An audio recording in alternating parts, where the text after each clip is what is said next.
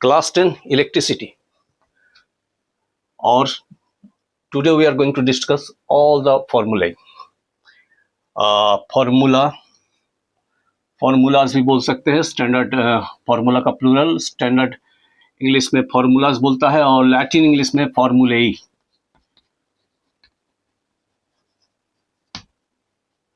Okay, सो पहला formula है Q is equal to N into E, where N is the number of electrons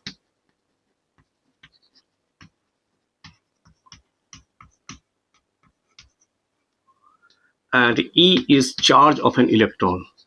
Charge of an electron, right? And what is the charge of an electron? It is 1.6 into 10 to the power minus 19.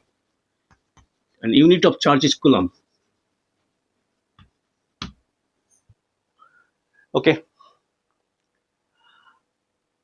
अच्छा, तो अगर आपको पूछा जाए कि एक coulomb charge में कितने इलेक्ट्रॉन्स होंगे, तो Q का वैल्यू हो जाएगा 1 और E का वैल्यू तो आपको दिया ही हुआ है 1.6 into 10 to the power minus 19 coulomb, 10/16 into 10 to the power 19. और एक इलेक्ट्रॉन को अगर एक 10 को अगर हम लोग यहाँ से निकाल लेंगे, इसको हम 100 कर देंगे, तो यहाँ का एक पावर कम हो जाएगा 10 टू द पावर 18/16. और इसको अगर 100 को 16 से डिवाइड करेंगे, it is going to be 6.25 into 10 to the power 18. 6.25 into 10 to the power 18 electrons होते हैं, ऑलमोस्ट इतना ही, ठीक है, एक कूलम चार्ज में. नाउ वी विल डिस्कस कि ये कितना बड़ा संख्या है. 6.25 into 10 to the power 18. Let's visualize how big the number is. The number of electrons present in one coulomb charge is 6.25 into 10 to the power 18. इसको हम लोग लिख सकते हैं 625 into 10 to the power 16 number of electrons. World का population है 814 करोड़, तो इसको वर्ल्ड का पॉपुलेशन 814 करोड़, करोड़ का मतलब 10 to the power 7. तो इसको हम लोग अगर हम लोग मान लेते हैं फॉर द टाइम बीइंग, क्योंकि ये कितना बड़ा संख्या है उसको रियलाइज करने के लिए, तो इसको अगर हम मान लेते हैं 625 मान लेते हैं वर्ल्ड का पॉपुलेशन, अगर मात्र इतना है, तो सारे वर्ल्ड का पॉपुलेशन का ये है, और 10 टू द पावर 16 है, यानी 10 to the power 9. 10 to the power 9 का मतलब हुआ 100 करोड़. इसके साथ अगर हम 10 टू द पावर 9 मल्टीप्लाई करेंगे, 10 टू द पावर 9 का मतलब हुआ 100 करोड़. इसके साथ अगर 10 टू द पावर 9 मल्टीप्लाई करेंगे, तो मेरा ये number of electrons present in one coulomb charge आ जाएगा. 10 टू द पावर 9 को मल्टीप्लाई करने का मतलब हमने 100 करोड़ मल्टीप्लाई किया. इसका मतलब हुआ कि अगर ऐसा अर्थ हम 100 करोड़ लेते हैं, ऐसा अर्थ कितना, 100 करोड़, 100 करोड़ अर्थ ले लिए, ये सब अर्थ है. और ऐसा कितना नंबर ऑफ अर्थ है, 100 करोड़ नंबर ऑफ अर्थ है. और हर का पॉपुलेशन है 625 इंटू 10 टू द पावर 7. हर का पॉपुलेशन है, हर का पॉपुलेशन है 625 इंटू 10 टू द पावर 7 करके. तो 100 करोड़ अर्थ में जितने पॉपुलेशन होंगे, सारे पॉपुलेशन को आप एक एक इलेक्ट्रॉन करके दे सकते हैं. सबको अगर एक एक इलेक्ट्रॉन करके दे देंगे, तो जितना इलेक्ट्रॉन्स होगा उतना इलेक्ट्रॉन्स एक कूलम चार्ज में है. तो सोचिए कितना बड़ा संख्या है ये, how big the number is. Okay, so अगर पूछता है कि एक कूलम चार्ज में कितना इलेक्ट्रॉन्स है, तो आप बताएंगे 6.25 into 10 to the power 18, calculate करके दिखा दिए. कभी पूछ सकता है 5 कूलम चार्ज में कितना हो जाएगा, इन दैट केस 5 कूलम चार्ज में आपको नंबर ऑफ इलेक्ट्रॉन्स हो जाएगा 5 इंटू, उससे मल्टीप्लाई कर देंगे, into 10 to the power 18, this much of electrons present in 5 coulomb charge. Okay, तो ये गया आपका पहला formula, Q is equal to NE. आगे बढ़ते हैं। फिर आता है आपको W is equal to Q into del V। Delta V मतलब चेंज इन पोटेंशियल। ये क्या हुआ कि यहां से ये 2 पॉइंट है और इन दोनों पॉइंट का बीच का पोटेंशियल डिफरेंस है मान लीजिए 10 वोल्ट, ठीक है। और 3 कूलम चार्ज को आपको यहां से यहां ले जाना है, तो पोटेंशियल डिफरेंस कितना हो गया, डेल V का वैल्यू कितना हो गया, 10 volt. Volt is the unit of potential difference. 3 coulomb charge को यहां से यहां तक ले जाने में आपको वर्क करना पड़ेगा W is equal to Q into del V। So W is going to be Q का वैल्यू 3Q और डेल V कितना है, चेंज इन पोटेंशियल, यहां और यहां का बीच का पोटेंशियल डिफरेंस है 10 वोल्ट, ठीक है। सो आपको वर्क हो जाएगा 30 जूल। तो दूसरा फॉर्मूला है W is equal to Q into del V। कितना एनर्जी स्पेंड होगा, एनर्जी का भी वैल्यू इतना ही होगा, 3 इंटू 10, एनर्जी का भी वैल्यू 30 जूल। एनर्जी का यूनिट जूल, यूनिट देना बहुत जरूरी है। So second formula is equal to W is equal to Q is the charge and del V is the potential difference, जहां से जहां तक आप ले जा रहे हैं। बैटरी का पोटेंशियल डिफरेंस दिया हुआ है आपका, छोटा छोटा बैटरी है, 1.5 वोल्ट का बैटरी है। तो 1.5 वोल्ट का बैटरी का मतलब हुआ कि इसका जो हायर पोटेंशियल है और जो लोअर पोटेंशियल है उसका बीच का पोटेंशियल डिफरेंस आपका हो जाएगा 1.5 वोल्ट, यानी इस टर्मिनल से इस टर्मिनल का बीच का पोटेंशियल डिफरेंस 1.5 वोल्ट। नेक्स्ट है I है आपका current, electric current. I is equal to rate of flow of charge, ठीक है। तो इसका यूनिट है ampere, coulomb per second. 1 second में कितना चार्ज फ्लो कर गया, ठीक है। मान लीजिए इन 3 सेकेंड 9 कूलम चार्ज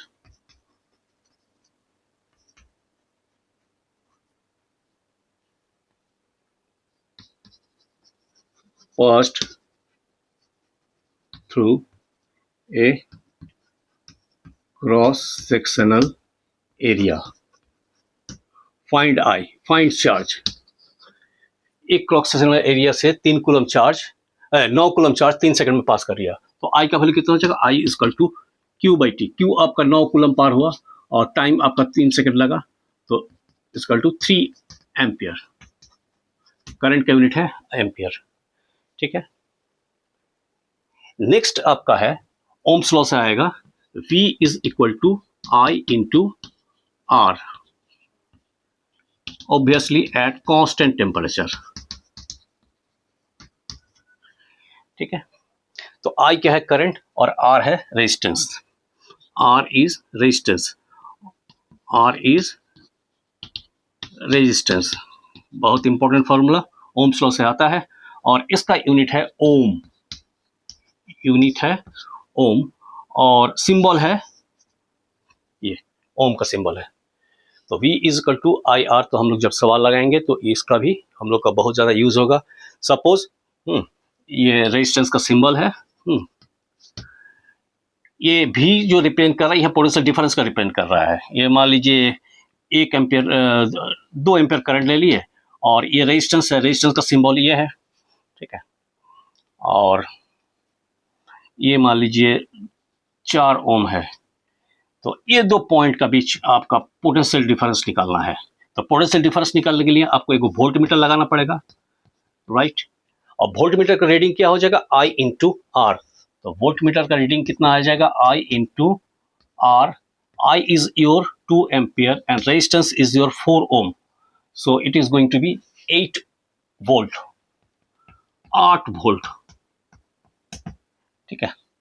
तो हम लोग जब I दिया हुआ रहेगा, R दिया हुआ रहेगा, तो हम लोग पोटेंशियल ड्रॉप इस तरह से कैलकुलेट कर सकते हैं। नेक्स्ट फॉर्मूला है R is equal to rho L by ए।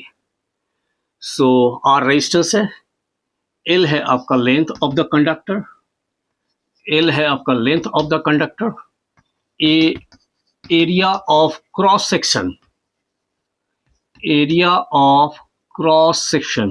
भाई क्रॉस सेक्शन क्या होता है? ठीक, तो अगर ये कोई वायर है, सिलिंड्रिकल वायर है या जो भी है, एरिया ऑफ क्रॉस सेक्शन होगा, जिस सेक्शन को काटने से एरिया इक्वल इक्वल निकलेगा। तो अगर इसको हम पैरेलली काटेंगे, इसको हम पैरेलली काट दिए, तो इधर से जो एरिया, सारा एरिया इक्वल दिखेगा इस साइड से, तो इसको बोलता है एरिया ऑफ क्रॉस सेक्शन। ठीक, तो ये एरिया ऑफ क्रॉस सेक्शन आपका ये हुआ। अगर मान लीजिए ये क्यूबॉइड है,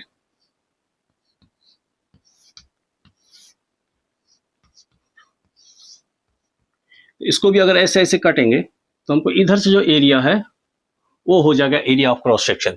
इसका ये भी क्रॉस सेक्शन एरिया हो सकता है, ऐसे ऐसे अगर भी काटेंगे आगे जाके, तो इन दैट केस ये क्रॉस सेक्शन एरिया हो जाएगा। खैर, अगर करंट इधर से इधर फ्लो कर रहा है तो इधर के एरिया हम लोग देखेंगे, तो ये एरिया पैरेलली अगर काटेंगे इसको, ऐसे ऐसे काट दिए पैरेलली, तो सबका एरिया इक्वल दिखेगा। तो इसी एरिया को हम लोग बोलते हैं एरिया ऑफ क्रॉस सेक्शन।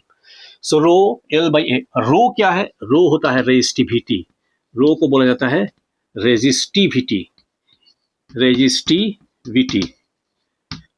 ठीक, ये डिपेंड करता है कि किस मटेरियल का, ये मटेरियल का प्रॉपर्टी के ऊपर डिपेंड करता है रेजिस्टिविटी। फॉर एग्जांपल एक कॉपर वायर है, हाँ, जितना लंबा कॉपर वायर है उतना ही लंबा एक जिंक का भी वायर है। दोनों का एरिया ऑफ क्रॉस सेक्शन भी सेम है, लेकिन दोनों का रेजिस्टेंस इक्वल नहीं होगा, क्योंकि एक कॉपर का वायर है, एक दूसरा आपका जिंक का वायर है। तो दोनों में मॉलिक्यूलर स्ट्रक्चर अलग होगा, दोनों का number of free electrons available जो है वो अलग होगा, इसीलिए दोनों का रेजिस्टिविटी भी अलग होगा। तो रेजिस्टिविटी अलग हो जाएगा तो आर अलग हो जाएगा। तो रो है रेजिस्टिविटी, ये किसी मटेरियल का मॉलिक्यूलर स्ट्रक्चर के ऊपर डिपेंड करता है। एक रेजिस्टिविटी का यूनिट हो गया, इसका यूनिट हो गया ओम मीटर। एक आता है कंडक्टिविटी।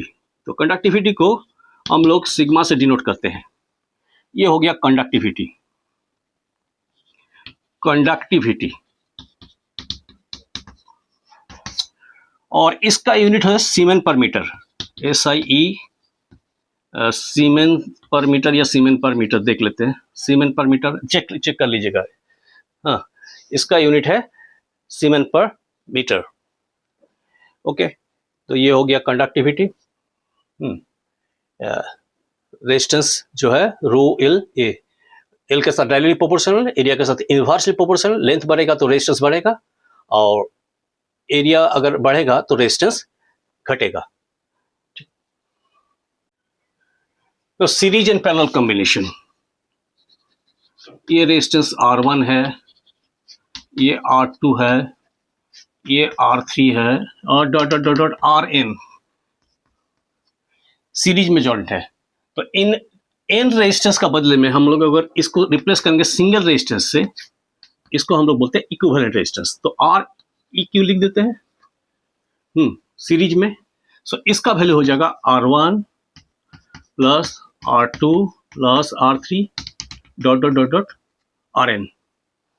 और पैरेलल कॉम्बिनेशन, मान लीजिए ये R1 है, ये R2 है, ये R3 है, और dot dot dot dot Rn resistances है, and they are all connected in parallel.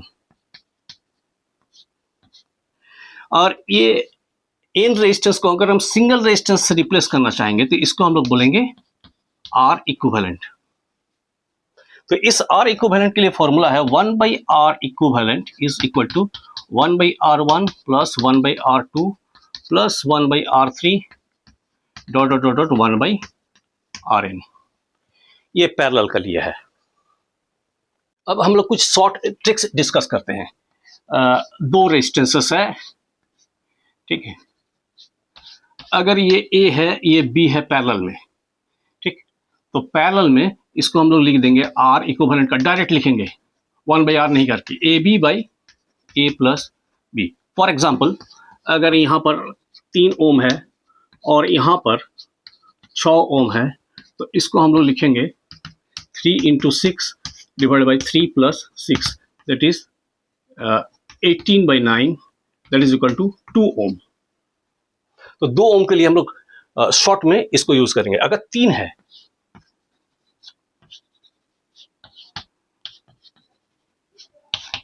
तीन रेजिस्टेंसेस हैं, ठीक, 1 ओम, 2 ओम, 3 ओम, तो इसके लिए फॉर्मूला होता है, तीन रेजिस्टेंसेस के लिए फॉर्मूला होता है, 3 है, मान लीजिए ये ए है, ये बी है, ये सी है, तो इसका फॉर्मूला है आर इक्विवेलेंट, डायरेक्ट लिखेंगे a b c divided by a b plus b c plus c A.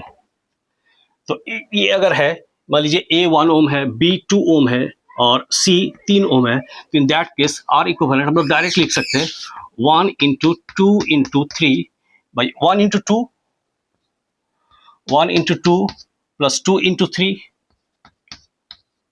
Plus 3 into 1. So it is 6 divided by 3 plus 6, 9 plus 3, 12. 2 on 2, 2 plus 6, 8, 8 plus 3, 11 होगा। So 6 by 11 ohm डायरेक्ट हम लोग लिख सकते हैं। तो you can write directly 6 by 11 ओम। सो इसको हम लोग शॉर्ट में, अगर 3 रेजिस्टेंस है, 2 रेजिस्टेंस है, तो इसको हम लोग डायरेक्ट यूज करेंगे। अगर उससे ज्यादा होगा तो फिर हम लोग वही 1 by r equal to 1 by r1 प्लस 1 by r2 प्लस 1 by r3 वाला यूज करेंगे। In case of R equal resistance, मान लीजिए अगर इन रेजिस्टेंसेस लेकिन सारे बराबर है, ऑल आर इक्वल और पैरेलली है, n resistances joined in parallel but they are all equal. In that case R equivalent equivalent is equal to R by N हो जाएगा। For example, अगर 3 रेजिस्टेंसेस है, मान लीजिए 4 ओम, 4 ओम, 4 ओम, all are 4 ओम, 4 ओम, 4 ओम, 4 ओम, इन तीनों का इक्विवेलेंट रेजिस्टेंस हो जाएगा R इक्विवेलेंट। आप डायरेक्ट लिख सकते हैं 4/3 अगर तीनों बराबर है। अगर 10 को रेजिस्टेंस है, सबका 5 ओम करके है, 5 ओम 5 ओम करके, ऐसा 10 रेजिस्टेंसेस है 5 ओम, ऐसा 10 रेजिस्टेंसेस है and they are all joined in parallel.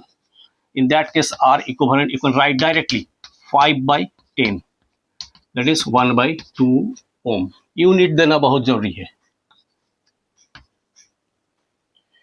Okay तो आप लोग जानते हैं कि किसी कंडक्टर के थ्रू जब इलेक्ट्रिसिटी पास होगा तो उसमें हीट जनरेट होता है। जैसे आपका हीटर का वायर्स में हीट जनरेट होता है, बल्ब में हीट जनरेट होता है, तो उस हीट जनरेशन का फॉर्मूला है। तो हीट या एनर्जी ले लीजिए, इसका वैल्यू होगा I² RT।